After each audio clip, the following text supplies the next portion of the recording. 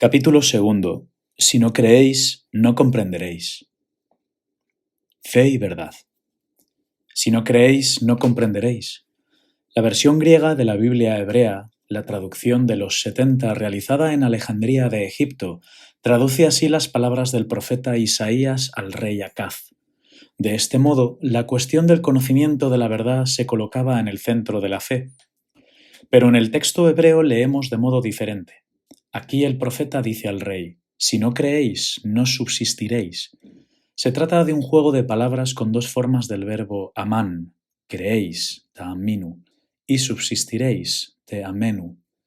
Amedrentado por la fuerza de sus enemigos, el rey busca la seguridad de una alianza con el gran imperio de Asiria. El profeta le invita entonces a fiarse únicamente de la verdadera roca que no vacila, del Dios de Israel. Puesto que Dios es fiable, es razonable tener fe en Él, cimentar la propia seguridad sobre su palabra. Es este el Dios al que Isaías llamará más adelante 2 veces el Dios del Amén, fundamento indestructible de fidelidad a la alianza. Se podría pensar que la versión griega de la Biblia, al traducir subsistir por comprender, ha hecho un cambio profundo del sentido del texto, pasando de la noción bíblica de confianza en Dios a la griega de comprensión. Sin embargo, esta traducción, que aceptaba ciertamente el diálogo con la cultura helenista, no es ajena a la dinámica profunda del texto hebreo. En efecto, la subsistencia que Isaías promete al rey pasa por la comprensión de la acción de Dios y de la unidad que Él confiere a la vida del hombre y a la historia del pueblo. El profeta invita a comprender las vías del Señor, descubriendo en la fidelidad de Dios el plan de sabiduría que gobierna los siglos. San Agustín ha hecho una síntesis de comprender y subsistir en sus confesiones, cuando habla de fiarse de la verdad para mantenerse en pie. Me estabilizaré y consolidaré en ti, en tu verdad. Por el contexto sabemos que San Agustín quiere mostrar cómo esta verdad fidedigna de Dios, según aparece en la Biblia, es su presencia fiel a lo largo de la historia, su capacidad de mantener unidos los tiempos, recogiendo la dispersión de los días del hombre. Leído a esta luz, el texto de Isaías lleva a una conclusión. El hombre tiene necesidad de conocimiento, tiene necesidad de verdad, porque sin ella no puede subsistir, no va adelante. La fe sin verdad no salva, no da seguridad a nuestros pasos. Se queda en una bella fábula, proyección de nuestros deseos de felicidad, algo que nos satisface únicamente en la medida en que queramos hacernos una ilusión. O bien se reduce a un sentimiento hermoso que consuela y entusiasma, pero dependiendo de los cambios en nuestro estado de ánimo o de la situación de los tiempos, e incapaz de dar continuidad al camino de la vida. Si la fe fuese eso, el rey Acaz tendría razón en no jugarse su vida y la integridad de su reino por una emoción. En cambio, gracias a su unión intrínseca con la verdad, la fe es capaz de ofrecer una luz nueva, superior a los cálculos del rey, porque ve más allá, porque comprende la actuación de Dios, que es fiel a su alianza y a sus promesas. Recuperar la conexión de la fe con la verdad es hoy aún más necesario, precisamente por la crisis de verdad en que nos encontramos. En la cultura contemporánea se tiende a menudo a aceptar como verdad solo la verdad tecnológica. Es verdad aquello que el hombre consigue construir y medir con su ciencia. Es verdad porque funciona y así hace más cómoda y fácil la vida.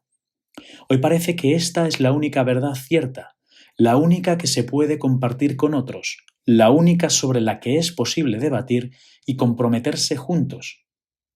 Por otra parte, estarían después las verdades del individuo, que consisten en la autenticidad con lo que cada uno siente dentro de sí, válidas solo para uno mismo, y que no se pueden proponer a los demás con la pretensión de contribuir al bien común. La verdad grande, la verdad que explica la vida personal y social en su conjunto, es vista con sospecha. ¿No ha sido esa verdad, se preguntan, la que han pretendido los grandes totalitarismos del siglo pasado? ¿Una verdad que imponía su propia concepción global para aplastar la historia concreta del individuo? Así queda solo un relativismo, en el que la cuestión de la verdad completa que es en el fondo la cuestión de Dios, ya no interesa. En esta perspectiva, es lógico que se pretenda deshacer la conexión de la religión con la verdad, porque este nexo estaría en la raíz del fanatismo, que intenta arrollar a quien no comparte las propias creencias. A este respecto, podemos hablar de un gran olvido en nuestro mundo contemporáneo. En efecto, la pregunta por la verdad es una cuestión de memoria profunda, pues se dirige a algo que nos precede, y de este modo puede conseguir unirnos más allá de nuestro yo pequeño y limitado. Es la pregunta sobre el origen de todo, a cuya luz se puede ver la meta, y con eso también el sentido del camino común. Amor y conocimiento de la verdad. En esta situación, ¿puede la fe cristiana ofrecer un servicio al bien común, indicando el modo justo de entender la verdad? Para responder es necesario reflexionar sobre el tipo de conocimiento propio de la fe. Puede ayudarnos una expresión de San Pablo cuando afirma: con el corazón se cree. En la Biblia el corazón es el centro del hombre, donde se entrelazan todas sus dimensiones, el cuerpo y el espíritu, la interioridad de la persona y su apertura al mundo y a los otros, el entendimiento, la voluntad, la afectividad. Pues bien, si el corazón es capaz de mantener unidas estas dimensiones es porque en él es donde nos abrimos a la verdad y al amor y dejamos que nos toquen y nos transformen en lo más hondo. La fe transforma toda la persona, precisamente porque la fe se abre al amor. Esta interacción de la fe con el amor nos permite comprender el tipo de conocimiento propio de la fe, su fuerza de convicción, su capacidad de iluminar nuestros pasos. La fe conoce por estar vinculada al amor, en cuanto el mismo amor trae una luz. La comprensión de la fe es la que nace cuando recibimos el gran amor de Dios que nos transforma interiormente y nos da ojos nuevos para ver la realidad. Es conocida la manera en que el filósofo Ludwig Wittgenstein explica la conexión entre fe y certeza. Según él, creer sería algo parecido a una experiencia de enamoramiento, entendida como algo subjetivo, que no se puede proponer como verdad válida para todos. En efecto, el hombre moderno cree que la cuestión del amor tiene poco que ver con la verdad.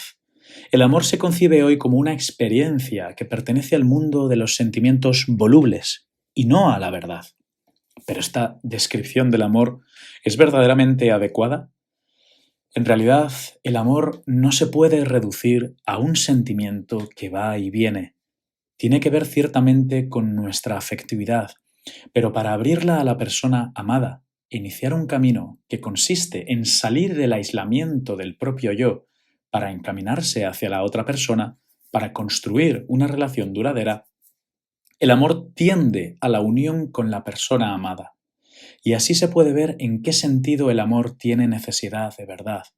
Solo en cuanto está fundado en la verdad, el amor puede perdurar en el tiempo, superar la fugacidad del instante y permanecer firme para dar consistencia a un camino en común. Si el amor no tiene que ver con la verdad, está sujeto al vaivén de los sentimientos y no supera la prueba del tiempo. El amor verdadero, en cambio, unifica todos los elementos de la persona y se convierte en una luz nueva hacia una vida grande y plena. Sin verdad, el amor no puede ofrecer un vínculo sólido, no consigue llevar al yo más allá de su aislamiento, ni librarlo de la fugacidad del instante para edificar la vida y dar fruto. Si el amor necesita la verdad, también la verdad tiene necesidad del amor. Amor y verdad no se pueden separar. Sin amor, la verdad se vuelve fría, impersonal, opresiva para la vida concreta de la persona. La verdad que buscamos, la que da sentido a nuestros pasos, nos ilumina cuando el amor nos toca. Quien ama comprende que el amor es experiencia de verdad, que él mismo abre nuestros ojos para ver toda la realidad de modo nuevo, en unión con la persona amada. En este sentido, San Gregorio Magno ha escrito que amor ipse notitia est. El amor mismo es un conocimiento, lleva consigo una lógica nueva. Se trata de un modo relacional de ver el mundo, que se convierte en conocimiento compartido, visión en la visión de otro o visión común de todas las cosas. Guillermo de Saint-Thierry, en la Edad Media, sigue esta tradición cuando comenta el versículo del Cantar de los Cantares, en el que el amado dice a la amada: «Palomas son tus ojos». Estos dos ojos, explica Guillermo, son la razón creyente y el amor, que se hacen uno solo para llegar a contemplar a Dios, cuando el entendimiento se hace entendimiento de un amor iluminado. Una expresión eminente de este descubrimiento del amor como fuente de conocimiento, que forma parte de la experiencia originaria de todo hombre, se encuentra en la concepción bíblica de la fe. Saboreando el amor con el que Dios lo ha elegido y lo ha engendrado como pueblo, Israel llega a comprender la unidad del designio divino, desde su origen hasta su cumplimiento. El conocimiento de la fe por nacer del amor de Dios, que establece la alianza, ilumina un camino en la historia. Por eso, en la Biblia, verdad y fidelidad van unidas, y el Dios verdadero es el Dios fiel, aquel que mantiene sus promesas y permite comprender su designio a lo largo del tiempo. Mediante la experiencia de los profetas, en el sufrimiento del exilio y en la esperanza de un regreso definitivo a la ciudad santa, Israel ha intuido que esta verdad de Dios se extendía más allá de la propia historia, para abarcar toda la historia del mundo, ya desde la creación. El conocimiento de la fe ilumina no solo el camino particular de un pueblo, sino el decurso completo del mundo creado, desde su origen hasta su consumación. La fe como escucha y visión. Precisamente porque el conocimiento de la fe está ligado a la alianza de un Dios fiel, que establece una relación de amor con el hombre y le dirige la palabra, es presentado por la Biblia como escucha y es asociado al sentido del oído. San Pablo utiliza una fórmula que se ha hecho clásica, fides ex auditu. La fe nace del mensaje que se escucha. El conocimiento asociado a la palabra es siempre personal. Reconoce la voz, la acoge en libertad y la sigue en obediencia. Por eso San Pablo habla de la obediencia de la fe. La fe es, además, un conocimiento vinculado al transcurrir del tiempo, necesario para que la palabra se pronuncie. Es un conocimiento que se aprende solo en un camino de seguimiento. La escucha ayuda a representar bien el nexo entre conocimiento y amor. Por lo que se refiere al conocimiento de la verdad, la escucha se ha contrapuesto a veces a la visión, que sería más propia de la cultura griega. La luz, si por una parte posibilita la contemplación de la totalidad a la que el hombre siempre ha aspirado, por otra parece quitar espacio a la libertad, porque desciende del cielo y llega directamente a los ojos, sin esperar a que el ojo responda. Además, sería como una invitación a una contemplación extática, separada del tiempo concreto en que el hombre goza y padece. Según esta perspectiva, el acercamiento bíblico al conocimiento estaría opuesto al griego, que buscando una comprensión completa de la realidad, ha vinculado el conocimiento a la visión. Sin embargo, esta supuesta oposición no se corresponde con el dato bíblico. El Antiguo Testamento ha combinado ambos tipos de conocimiento, puesto que a la escucha de la palabra de Dios se une el deseo de ver su rostro. De este modo, se pudo entrar en diálogo con la cultura helenística, diálogo que pertenece al corazón de la Escritura. El oído posibilita la llamada personal y la obediencia, y también que la verdad se revele en el tiempo. La vista aporta la visión completa de todo el recorrido y nos permite situarnos en el gran proyecto de Dios. Sin esa visión, tendríamos solamente fragmentos aislados de un todo desconocido. La conexión entre el ver y el escuchar, como órganos de conocimiento de la fe, aparece con toda claridad en el Evangelio de San Juan. Para el cuarto evangelio, creer es escuchar y al mismo tiempo ver. La escucha de la fe tiene las mismas características que el conocimiento propio del amor. Es una escucha personal, que distingue la voz y reconoce la del buen pastor. Una escucha que requiere seguimiento, como en el caso de los primeros discípulos que oyeron sus palabras y siguieron a Jesús. Por otra parte, la fe está unida también a la visión. A veces la visión de los signos de Jesús precede a la fe, como en el caso de aquellos judíos que tras la resurrección de Lázaro, al ver lo que había hecho Jesús, creyeron en él.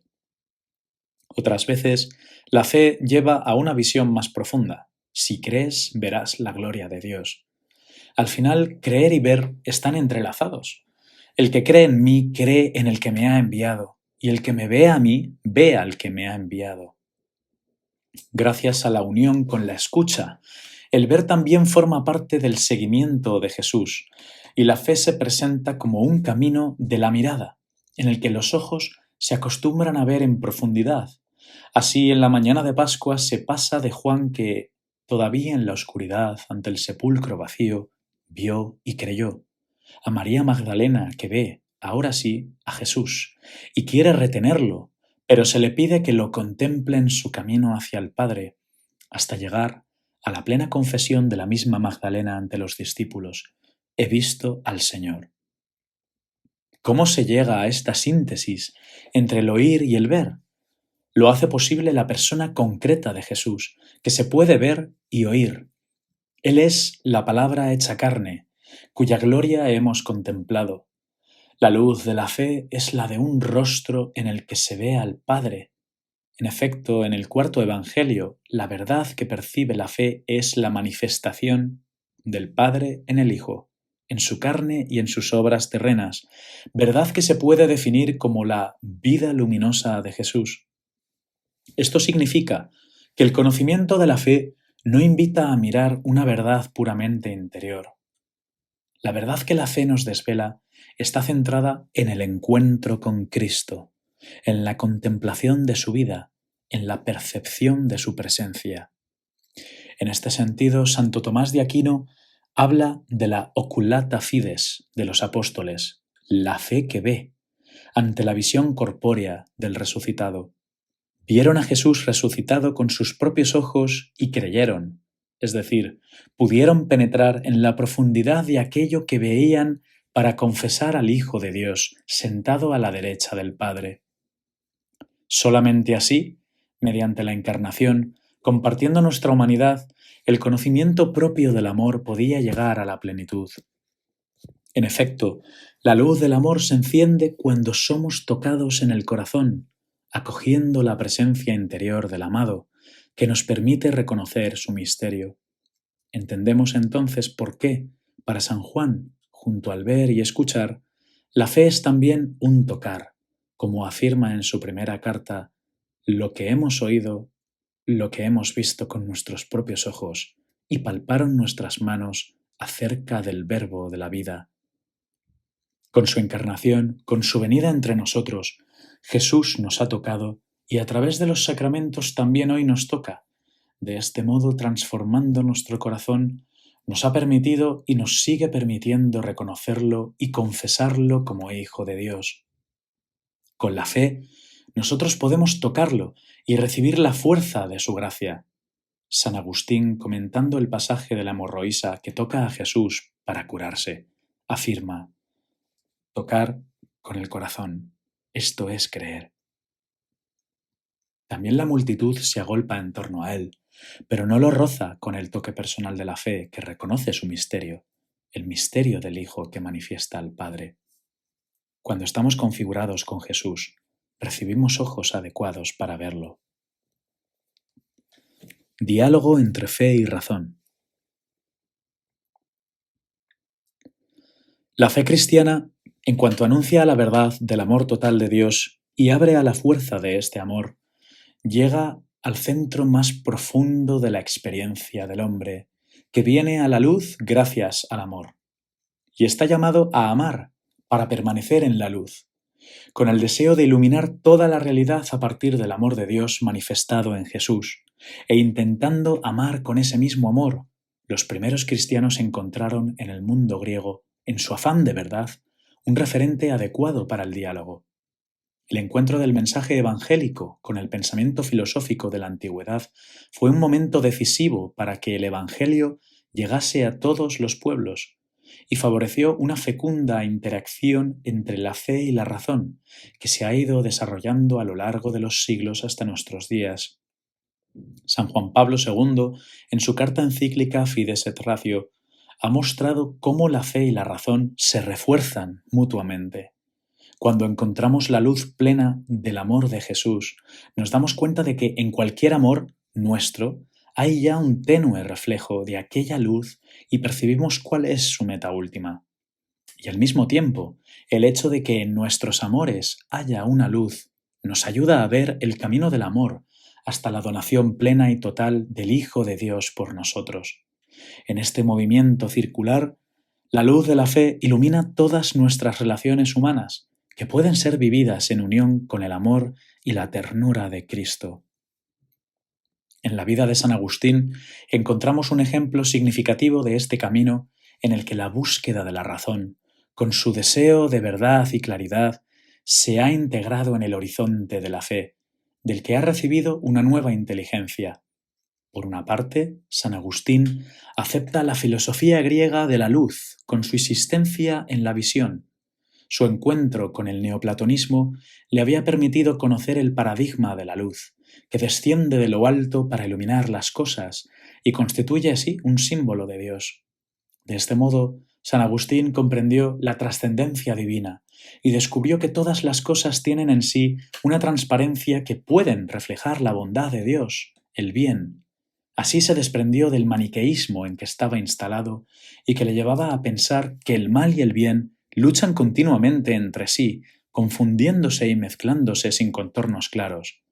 Comprender que Dios es luz dio a su existencia una nueva orientación, le permitió reconocer el mal que había cometido y volverse al bien.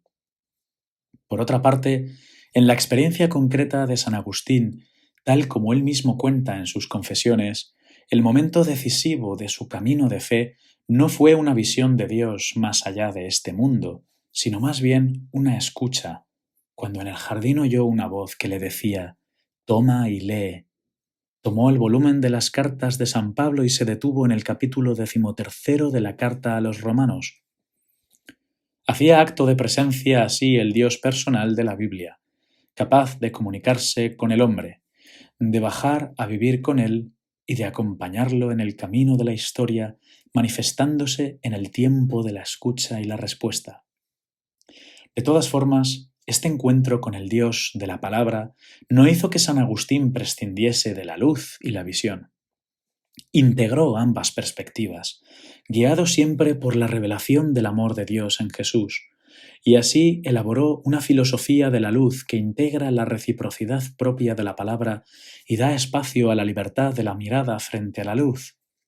Igual que la palabra requiere una respuesta libre, así la luz tiene como respuesta una imagen que la refleja. San Agustín, asociando escucha y visión, puede hablar entonces de la palabra que resplandece dentro del hombre. De este modo, la luz se convierte, por así decirlo, en la luz de una palabra, porque es la luz de un rostro personal, una luz que, alumbrándonos, nos llama y quiere reflejarse en nuestro rostro para resplandecer desde dentro de nosotros mismos. Por otra parte, el deseo de la visión global, y no sólo de los fragmentos de la historia, sigue presente y se cumplirá al final, cuando el hombre, como dice el santo de Hipona, verá y amará. Y esto no porque sea capaz de tener toda la luz, que será siempre inabarcable, sino porque entrará por completo en la luz. La luz del amor, propia de la fe, puede iluminar los interrogantes de nuestro tiempo en cuanto a la verdad. A menudo la verdad queda hoy reducida a la autenticidad subjetiva del individuo, válida solo para la vida de cada uno. Una verdad común nos da miedo, porque la identificamos con la imposición intransigente de los totalitarismos, Sin embargo, si es la verdad el amor, si es la verdad que se desvela en el encuentro personal con el otro y con los otros, entonces se libera de su clausura en el ámbito privado para formar parte del bien común. La verdad de un amor no se impone con la violencia, no aplasta a la persona. Naciendo del amor puede llegar al corazón, al centro personal de cada hombre. Se ve claro así que la fe no es intransigente, sino que crece en la convivencia que respeta al otro. El creyente no es arrogante, al contrario, la verdad le hace humilde, sabiendo que más que poseerla a él, es ella la que le abraza y le posee. En lugar de hacernos intolerantes, la seguridad de la fe nos pone en camino y hace posible el testimonio y el diálogo con todos. Por otra parte, la luz de la fe, unida a la verdad del amor, no es ajena al mundo material, porque el amor se vive siempre en cuerpo y alma. La luz de la fe es una luz encarnada, que procede de la vida luminosa de Jesús. Ilumina incluso la materia, confía en su ordenamiento, sabe que en ella se abre un camino de armonía y de comprensión cada vez más amplio. La mirada de la ciencia se beneficia así de la fe. Esta invita al científico a estar abierto a la realidad, en toda su riqueza inagotable. La fe despierta el sentido crítico, en cuanto que no permite que la investigación se conforme con sus fórmulas, y le ayuda a darse cuenta de que la naturaleza no se reduce a ellas. Invitando a maravillarse ante el misterio de la creación, la fe ensancha los horizontes de la razón para iluminar mejor el mundo que se presenta a los estudios de la ciencia.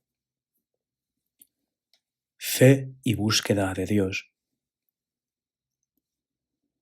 La luz de la fe en Jesús ilumina también el camino de todos los que buscan a Dios y constituye la aportación propia del cristianismo al diálogo con los seguidores de las diversas religiones.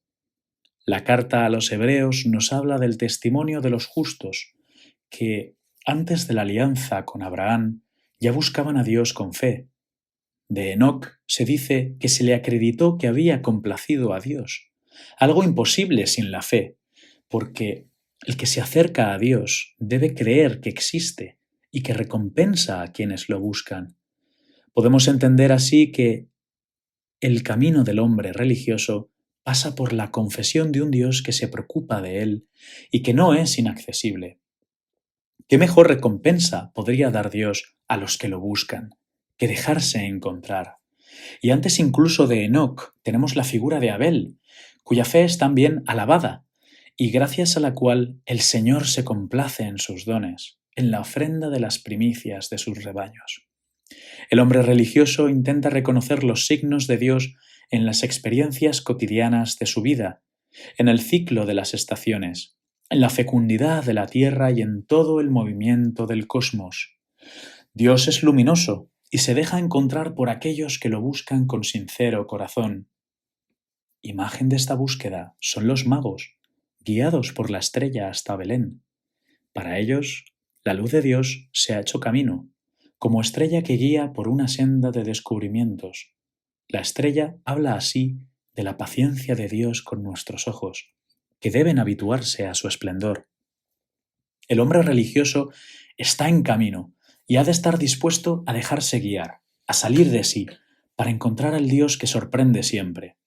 Este respeto de Dios por los ojos de los hombres nos muestra que, cuando el hombre se acerca a Él, la luz humana no se disuelve en la inmensidad luminosa de Dios, como una estrella que desaparece al alba, sino que se hace más brillante cuanto más próxima está del fuego originario, como espejo que refleja su esplendor. La confesión cristiana de Jesús como único Salvador sostiene que toda la luz de Dios se ha concentrado en Él, en su vida luminosa, en la que se desvela el origen y la consumación de la historia.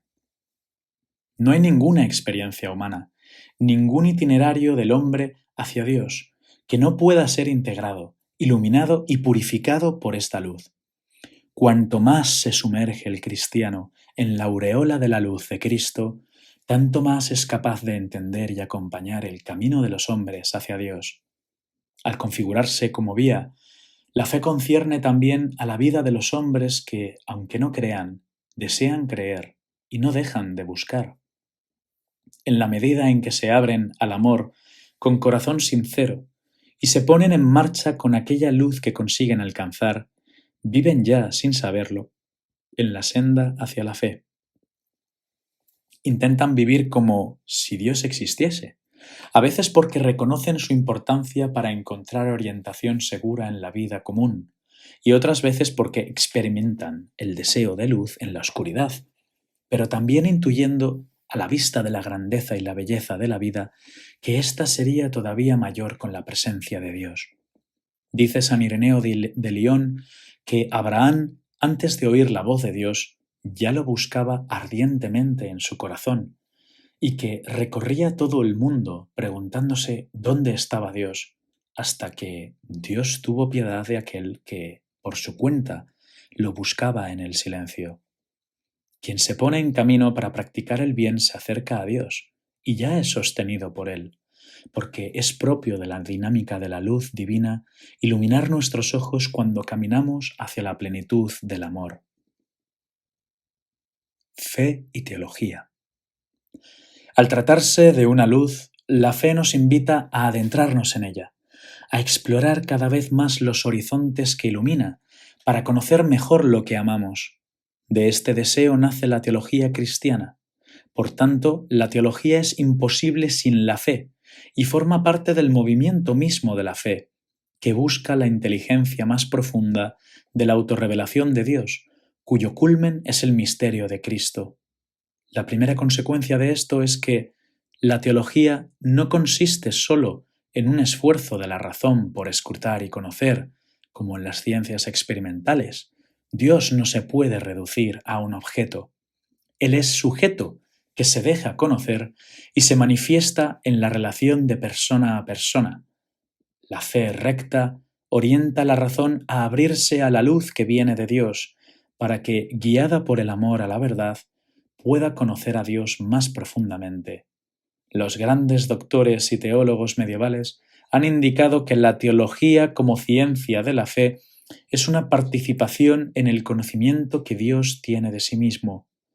La teología, por tanto, no es solamente palabra sobre Dios, sino ante todo acogida y búsqueda de una inteligencia más profunda de esa palabra que Dios nos dirige, palabra que Dios pronuncia sobre sí mismo, porque es un diálogo eterno de comunión y admite al hombre dentro de este diálogo. Así pues, la humildad que se deja tocar por Dios forma parte de la teología, reconoce sus límites ante el misterio y se lanza a explorar, con la disciplina propia de la razón, las insondables riquezas de este misterio. Además, la teología participa en la forma eclesial de la fe. Su luz es la luz del sujeto creyente que es la Iglesia. Esto requiere, por una parte, que la teología esté al servicio de la fe de los cristianos, se ocupe humildemente de custodiar y profundizar la fe de todos, especialmente la de los sencillos.